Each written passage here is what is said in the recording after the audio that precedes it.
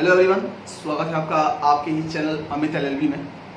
दोस्तों, बहुत दिनों से वीडियो नहीं डाल पा रहा था, थोड़ी समस्या थी। अब थोड़ा प्रॉपर वीडियो डालूंगा। दोस्तों, आज की इस वीडियो में हम बात करेंगे राइट टू इंफॉर्मेशन के अगले लेक्चर के बारे में। तो इसमें आज हम आपको जो टॉपिक बताने वाले हैं, उसमें टॉपिक है हमारा कि जो केंद्रीय सूचना आयोग के मुख्य सूचना आयुक्त होते हैं वो कौन होता है और उससे हम क्या अंडरस्टैंड करते हैं। तो what do you understand by a chief information commission. तो हमारा जो केंद्रीय सूचना आयोग के जो मुख्य सूचना आयुक्त होते हैं वो केंद्रीय सूचना आयोग के सदस्यों में मुख्य सूचना आयुक्त की नियुक्ति की जाती है। अधिनियम आरटीआई अधिनियम की धारा 12 के 3 के अनुसार मुख्य सूचना आयुक्त और सूचना आयुक्त की नियुक्तियां राष्ट्रपति द्वारा निम्नलिखित से मिलकर समिति से की जाती है। इस समिति में प्रधानमंत्री जो समिति का अध्यक्ष होगा, लोकसभा के विपक्ष का नेता हो सकता है और प्रधानमंत्री द्वारा नाम निर्दिष्ट संघ मंत्रिमंडल का एक मंत्री, मतलब इनकी सिफारिश पर होता है। लोकसभा के विपक्ष का नेता होगा, प्रधानमंत्री जो समिति का अध्यक्ष होगा और प्रधानमंत्री द्वारा नाम निर्दिष्ट, मतलब प्रधानमंत्री जिसको इंडिकेट करेगा, जिस अपने मंत्रिमंडल से जिस मंत्री को इंडिकेट करेगा वो भी हो सकता है, जिसकी सिफारिश पर केंद्रीय सूचना आयुक्त का गठन किया जाता है। तो ये हमारा हो गया केंद्रीय सूचना आयोग की मुख्य सूचना आयुक्त। अब इसी में हम बात करेंगे कि जो सक्षम प्राधिकारी क्या होता है। सक्षम प्राधिकारी को इंग्लिश में कहते हैं कमिटमेंट अथॉरिटी,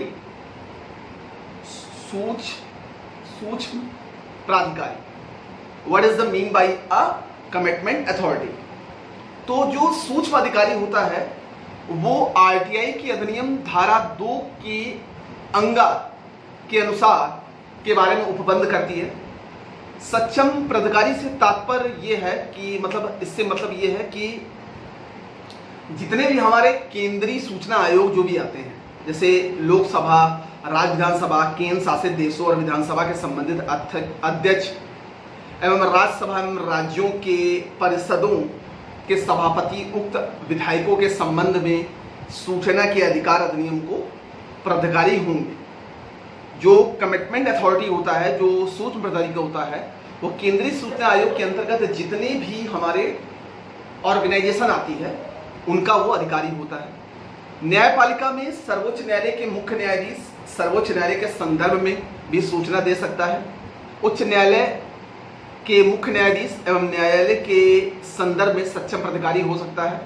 इस तरह कार्यपालिका में संबंधित संस्थाओं के संदर्भ में भारत के राष्ट्रपति और सरकारों के द्वारा संबंधित राज्यपाल के सक्षम प्राधिकारी भी हो सकते हैं, जो कमिटमेंट अथॉरिटी होता है, जो सक्षम प्राधिकारी होता है। ठीक, तो ये हमारा सक्षम प्राधिकारी हो गया। ये सब हो सकते हैं जैसा मैंने आपको बताया, लोकसभा, राज्य विधानसभा, केंद्र शासित प्रदेशों, ठीक है, कार्यपालिका से संबंधित राष्ट्रपति एवं राज्य सरकारों के संबंधित राज्यपाल के भी सक्षम प्राधिकारी होंगे अलग अलग।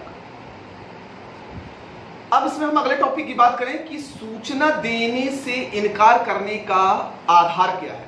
What is the ground for refusal to give information. सूचना देने से इनकार करने का क्या, इसमें कौन सा अपवाद आता है, कौन सा एलिजिबिलिटी क्राइटेरिया ऐसा है जिसमें सूचना न देने से इनकार किया जा सकता है। तो आरटीआई अधिनियम की धारा 18 के 1 के अंतर्गत उन स्थितियों का विवरण किया गया, उल्लेख किया गया है जिसमें सूचना देने से इनकार कर सकता है, मतलब वो सूचना आपको नहीं मिलेगी। जैसे मैंने आपको बताया कि कई ऐसे डिपार्टमेंट हैं जिससे हमारे समाज की लोक शांति भंग हो या हमारे देश का कोई ऐसी इंफॉर्मेशन जो जनता को नहीं बतानी चाहिए, जो हमारे देश के खतरे के लिए खाली हो, वो सूचना देने से इनकार कर सकते हैं। लेकिन इसमें और भी बातें हैं, जैसे उसको समझते हैं। सूचना जिसको सार्वजनिक करने से भारत की प्रभुता, अखंडता, राज्य की सुरक्षा, आर्थिक और वैज्ञानिक हित तथा विदेशी संबंधों पर प्रभाव पड़ सकता है। या अपराध को उकसाने के बारे में नुकसानदेह हो ऐसी सूचना को देने से इनकार। दूसरा जो पॉइंट है, सूचना जिसके प्रकाशन के बारे में किसी अदालत या किसी न्यायपालिका के मानहानि की या जिससे प्रकट करने का अदालत की तौहीन हो, मतलब ऐसी कोई सूचना जिससे न्यायालय, उच्च न्यायालय या सर्वोच्च न्यायालय के अवमानना हो, तौहीन। सूचना जिसे प्रकटन के संसद या किसी राज्य विधानमंडल के विशेष अधिकारियों का उल्लंघन हो, किसी विशेष अधिकारी का अगर उल्लंघन हो रहा है तो उस सूचना को भी देने से इनकार किया जा सकता है। विदेशी सरकार से विश्वास में प्राप्त हुई सूचना, अगर किसी विदेशी सरकार से कोई सूचना प्राप्त हुई है एक विश्वास से, तो उस सूचना को भी देने से इनकार किया जा सकता है। सूचना जिसके अपराध की जांच की प्रक्रिया में रुकावट या शंका अथवा आवेदन की प्रक्रिया में अड़चन पैदा हो, ऐसा कोई मामला जिसमें पुलिस इन्वेस्टिगेशन कर रही है और ऐसी कोई सूचना अगर जनता मांगनी चाहे तो वो सूचना देने से भी इनकार है। जैसे अगर हम नॉर्मली केस लें, जैसे विकास दुबे का था, तो इसमें जैसा कि न्यूज़ों के माध्यम से जो पता चला कि पुलिस के भी कई बंदे मिले हुए थे विकास दुबे से, अगर इसकी कोई आरटीआई डालता है, इसका कोई सूचना इन्फॉर्मेशन चाहता है तो वो नहीं मिलेगी, क्योंकि इससे क्या होता है कि देश की शांति भंग होती है और लोगों के बीच एक उग्र व्यवहार पैदा हो जाएगा कि जब पुलिस मुजरिमों के साथ अगर मिली हुई है तो हम लोगों का क्या होगा। तो ऐसी सूचना देने से इनकार किया जाता है। ये तो हमारे संबंधित सूचना थी जिनको देने से इनकार करती है। ठीक है, अब हमारा इसमें अगला टॉपिक आता है जन सूचना अधिकारी क्या होता है, पब्लिक इंफॉर्मेशन ऑफिसर। तो सूचना का अधिकार अधिनियम 2005 की धारा 5 के अंतर्गत लोक सूचना अधिकार की नियुक्ति के बारे में प्रावधान किया गया है।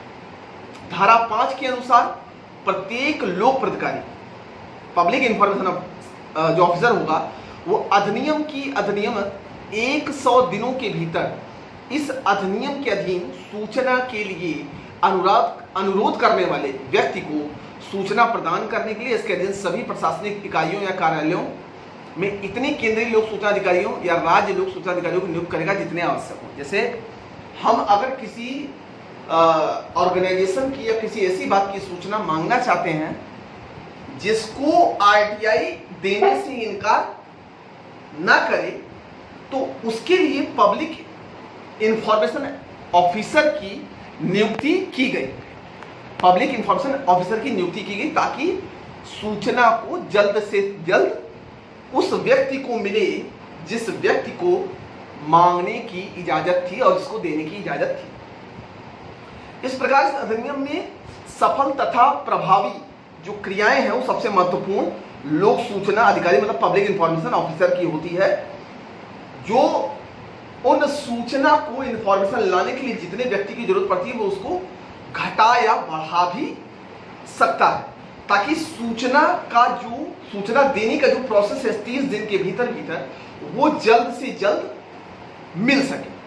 ठीक है, तो ये हमारे जुडिशरी पर्पज से भी बहुत इंपॉर्टेंट है और हमारे नॉर्मल लाइफ के लिए भी बहुत पर्पज इंपॉर्टेंट है कि पब्लिक इंफॉर्मेशन ऑफिसर, जिससे हम लगातार कांटेक्ट कर सकते हैं कि सर मैंने अगर किसी सूचना की मांग की है तो जो अभी तक हमें नहीं मिला, तो वो वहां के प्रशासनिक इकाइयों को हटा या बढ़ा सकता है ताकि वो सूचना दी जाए, अगर वो सूचना देने लायक है, अगर वो सूचना देश की प्रभुता और अखंडता को भंग अगर नहीं कर रही या कोई अपराध उस सूचना से नहीं पैदा हो रहा है तो वो सूचना जल्द से जल्द उसको दी जाए। अब इसी में एक अगला टॉपिक आता है सहायक लोक सूचना अधिकारी, असिस्टेंट पब्लिक इंफॉर्मेशन। अब ये जो पब्लिक इंफॉर्मेशन ऑफिसर है इसी का एक असिस्टेंट है सहायक लोक सूचना अधिकारी। तो आम नागरिकों की सूचना के अधिकार का प्रयोग के लिए एक कार्यालय में जाना पड़ता है। जाहिर सी बात है कि आपको कार्यालय में जाना पड़ेगा, एक एप्लीकेशन देनी पड़ेगी, इसका मैंने प्रोसेस आपको पिछले कई वीडियो में बताया। इस अधिनियम में सहायक केंद्रीय लोक सूचना अधिकारी एवं सहायक राज्य लोक सूचना अधिकारी ने किसी भी सूचना को देने के लिए मिनिमम 30 दिन और अधिकतम 100 दिन का समयावधि दी है, ताकि 100 दिन के अंतर्गत आपको सूचना प्रोवाइड की जा सके। ठीक है, तो इसमें जो लोक सूचना अधिकारी है वो धारा 19 के 1 के अंतर्गत अपील कर सकता है। वरिष्ठ अधिकारी से, और केंद्रीय सूचना आयोग या राज्य सूचना आयोग को भेजी जाएगी, जहां लोक सूचना अधिकारी उस तरह या अपील को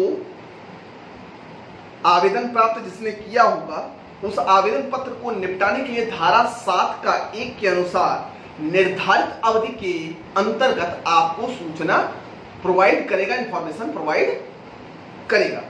जो सहायक लोक सूचना अधिकारी द्वारा आवेदन पत्र की स्वीकृति उससे ऊपर वाले सूचना आयोग अधिकारी के अंतर्गत की जाती है। तो उम्मीद करते हैं कि जैसा मैंने आपको इस वीडियो में आपको पब्लिक इंफॉर्मेशन ऑफिसर, सहायक लोक सूचना अधिकारी, सूचना न देने से इनकार, किन किन सूचनाओं को देने से न इनकार है, सक्षम प्राधिकारी, कमिटमेंट अथॉरिटी, और केंद्रीय सूचना आयोग का मुख्य सूचना आयुक्त क्या होता है उसके बारे में हमने आपको डिटेल दी। उम्मीद करते हैं कि आपको ये वीडियो पसंद आएगा, और पसंद आएगा तो आप इस वीडियो को शेयर जरूर करिएगा। बाकी मैं आपके लिए प्रॉपर वीडियो डालता रहूंगा। तब तक के लिए धन्यवाद।